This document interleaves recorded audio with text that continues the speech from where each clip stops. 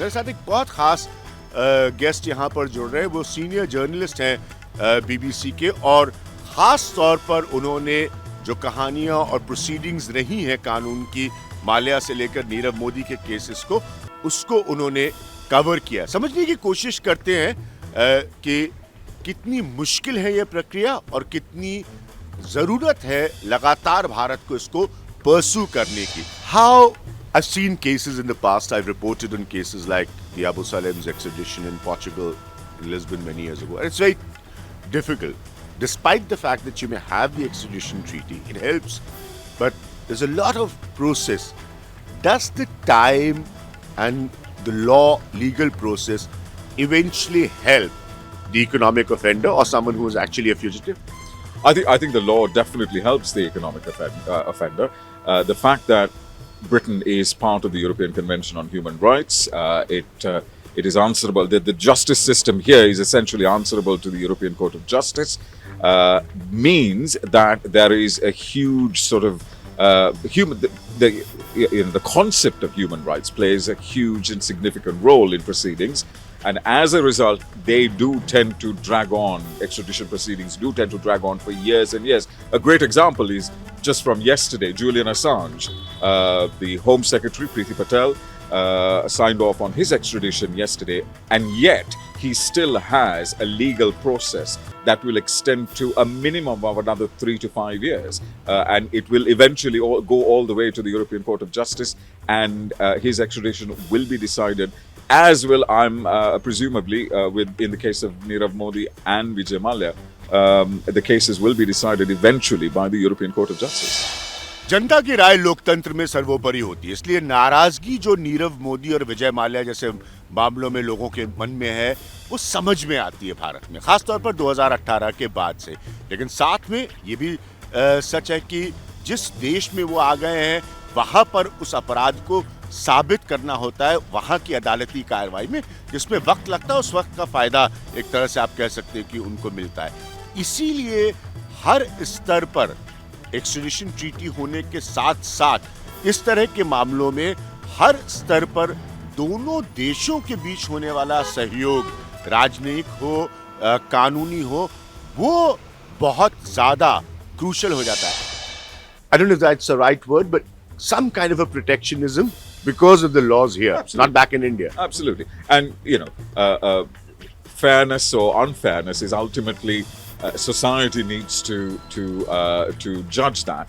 But the justice system here can only assess a case and can only judge a case based on the prevailing laws of this country. And I know a lot of legal commentators, including judges, for instance, and politicians, have often said that the whole concept of human rights often stymies the delivery of justice in many instances. Having said that, the concept of human rights is there for the wider protection of society.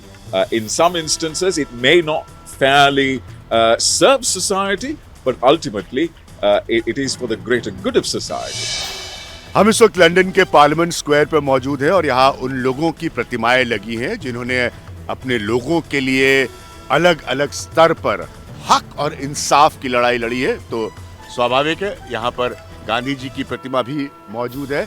और अब अजीब इत्तेफाक देखिए कि ये वही देश है जिस देश में हम मौजूद हैं, जिससे आज़ादी दिलवाई गांधी जी ने, और यहाँ पर फ्यूजिटिव्स आकर बस जाते हैं। बहुत बड़ा यहाँ पर अब मसला बताया जाता है मनी लॉन्ड्रिंग का, और दशकों से बात कही और लिखी जा रही है। असलियत में विजय माल्या और नीरव मोदी जैसे मसलों को लेकर लोगों की नाराजगी मैंने बताया, वो समझ में आती है। दूसरा एक और बहुत बड़ा पहलू है कि अगर आप एक्स्ट्रेडिशन जो है लोगों के प्रत्यार्पण के दर को देखें तो वो ज़्यादा नहीं हो पाया है। तो इसीलिए एक तरह से इस इंसाफ की लड़ाई में जो ख़ास तौर पर फ्यूजिटिव्स की हम बात कर रहे हैं और भारत से ताल्लुक़ रखने वाले केसेस की हम बात कर रहे हैं, उम्मीद लंदन में रहकर अपना पैसा लाकर कानूनी लड़ाई और सरवाइव करने की कहीं ज़्यादा बढ़ जाती है। It's not as we may believe only the Vijay Malya story or the Nirav Modi story. there's many more that has not been part of public opinion yet in India. No, it has not. And you know, we talk about Vijay, Malya and Nirav Modi and Julian Assange because these are cases that are Known wide exactly, and because of the media. very widely covered. I covered both the Nirav Modi trial and the Vijay Malya trial.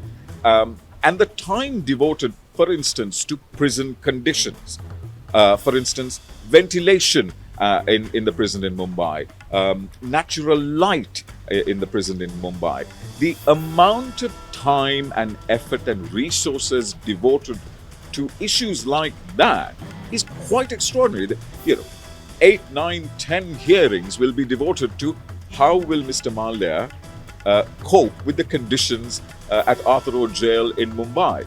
And that the basis for that is the Human Rights Act. And That's a very important point you're making. I'd like to sum up. जो ये बता रहे हैं इसको जरा गौर से सुनिए, ये बहुत अहमियत और इस पर बहुत कुछ लिखा भी गया है कि यहाँ पर जब कार्रवाई होती है, अदालती कार्रवाई चलती है, मेरे पीछे अब देख रहे हैं सुप्रीम कोर्ट है, तो ह्यूमन राइट्स की वजह से इन सब बातों पर बहुत गौर किया जाता है कि अगर विजय माल्या कोई जेल में पहुंच रहे हैं किसी एक्सीडिशन के बाद मुंबई में, तो वहाँ की हवा पानी कैसा होगा, वहाँ पर वो रहेंगे कैसे, उसके इंतजाम।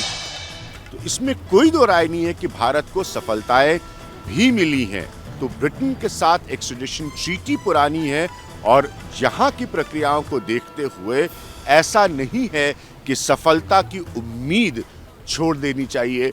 कभी वक्त लगेगा, लेकिन ऐसा वक्त भी आ सकता है जब फ्यूजिटिव्स को जो अपराध या बैंकों का पैसा लेके वो भागे हैं, उन्होंने वहां किया है, उसके लिए पनिशमेंट भी मिले कानूनी प्रक्रिया पूरी होने के बाद।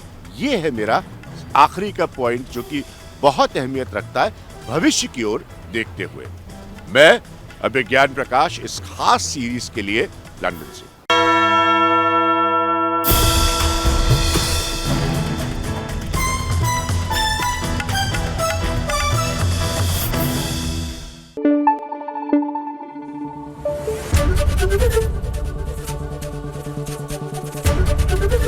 ABP न्यूज आपको रखे आगे।